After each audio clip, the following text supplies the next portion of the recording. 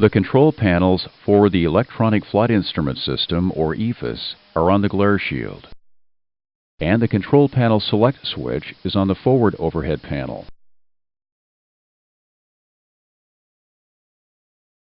The EFIS control panels control the display features on the pilot's DUs. Other features of the EFIS control panels are discussed in a different lesson. The control panel select switch lets the flight crew select which EFIS control panel controls the pilot's displays. Normally, the switch is in the normal position, and each pilot's EFIS control panel controls its related displays. Select both on 2. The right EFIS control panel now controls all pilot outboard and inboard displays.